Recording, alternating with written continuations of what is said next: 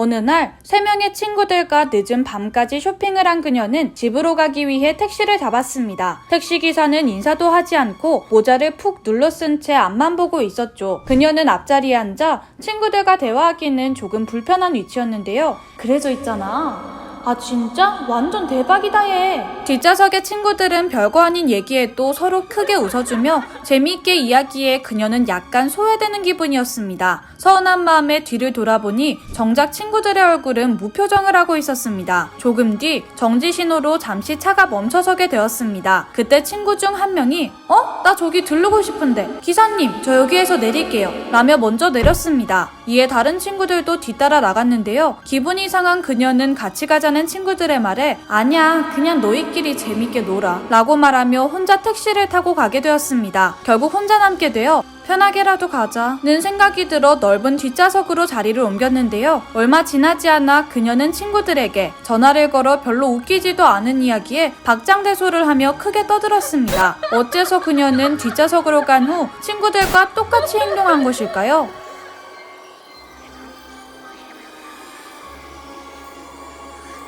사실 그녀와 친구들이 타게 된 택시는 납치범이 운전하고 있는 차였습니다. 친구들은 트렁크 쪽에서 인기척을 느꼈는데요. 인사도 하지 않고 앞만 보고 운전하던 예의 없는 택시기사는 사실 상황을 눈치챈 뒷좌석 승객들이 신고하는 것은 아닌지 감시하기 위해 백미러를 보고 있었습니다. 친구들은 빠르게 상황을 파악했고 모르는 척하려고 최대한 크게 얘기한 것인데요. 최악의 경우 만약 트렁크에 숨어있는 인질의 구조 요청이 택시기사에게까지 들리게 된다면 자신들도 위험해질 것을 잘 알고 있었죠. 그래서 친구들은 핑계를 대고 도중에 내린 것이지만 당시 상황을 몰랐던 그녀는 서운함에 친구들을 따라가지 않았습니다. 결국 뒷좌석에서 상황을 알게 된 그녀는 친구들과 똑같이 행동할 수밖에 없었던 것입니다. 퇴근길의 소녀.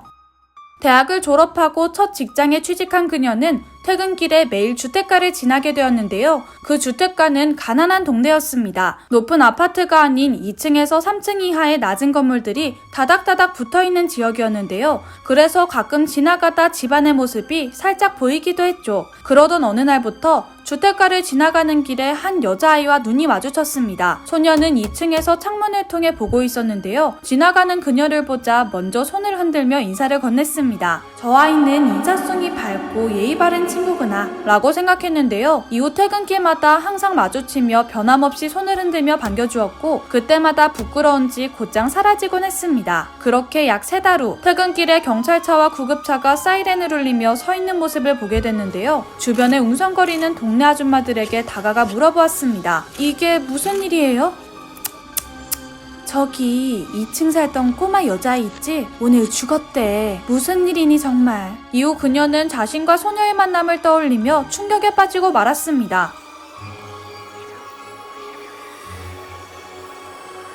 소녀는 나쁜 부모와 살고 있었습니다. 그래서 지나가는 사람들을 바라보며 자신을 도와줄 만한 사람을 찾았는데요. 그래서 매일 같은 시간 나타나는 그녀에게 도움을 요청한 것입니다. 소녀가 손을 흔들며 인사하는 것도 사실 안녕하세요가 아니라 창문을 두드리며 살려주세요 라고 한 것이었죠. 인사를 하자마자 사라지는 것도 도움을 요청하다 끌려가는 장면으로 밝혀졌습니다. 퇴근길에 그녀는 소녀의 모습만 보일 뿐 창문에 막혀 소리는 들리지 않아 정확한 상황을 알 수 없었는데요. 그렇게 약 3달 동안 소녀는 포기하지 않고 구조 요청을 했지만 결국 비극적인 최후를 맞이하게 되었습니다.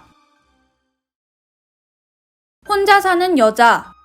이제 30대가 된 한 여성은 부모님의 결혼하라는 잔소리에서 벗어나기 위해 최근 독립을 하게 되었습니다. 결혼 스트레스에서 벗어나 휴일에는 거실에서 책을 읽고 취미생활을 하며 행복한 시간을 보냈는데요. 어느 순간부터 처음과는 다르게 집안에서 미묘한 인기척이 느껴지기 시작했습니다. 잠그는 걸 깜빡한 가스밸브가 잠겨있고 냉장고에 문이 덜 닫혀있는 등의 현상이 일어난 것인데요. 심지어 집안에 들어오기 전 이미 현관앞 자동 센서 등이 미리 켜지기도 했죠. 결국 불길한 감정이 든 그녀는 전화 수화기를 들어 경찰에 연락하게 되었습니다. 경찰이죠? 요즘 집에 누가 있는 것 같은 느낌이 들어서요. 누가 들어온 게 아니라 그냥 느낌이 든다고요? 네, 그래서 말인데 혹시 저희 집에 한번 방문해 주실 수 있을까요? 아니 지금 장난하나? 이보세요. 바빠 죽겠는데 장난하지 말고 끊어요. 결국 전화는 끊어졌습니다. 그녀는 기분이 나쁘긴 했지만 바쁜 경찰 아저씨를 귀찮게 한 것 같아 죄송한 마음이 들었는데요. 자신의 착각 때문에 이런 일이 일어났다는 생각이 들어 앞으로는 신경 쓰지 말자고 다짐했습니다. 그런데 그 순간 갑자기 전화가 울리는데요. 여보세요? 지금 당장 그 집에서 나와요. 빨리!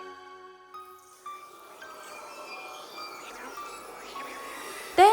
무슨 일 때문에 그러세요? 마지막에 제가 화내면서 전화를 끊기 직전에 전화가 먼저 끊어지는 소리가 들렸어요. 무슨 소린 줄 알아요? 누군가가 저희 전화를 엿듣고 있다는 뜻이에요. 경찰서 전화는 각 다리마다 번호가 달라 불가능하지만 가정집 전화기는 2개 이상이라면 대화 도중 다른 수화기에서 전화 내용을 듣는 게 가능하죠. 만약 진짜 혼자 사는 집이 맞다면 당장 그 집에서 나오세요. 어서.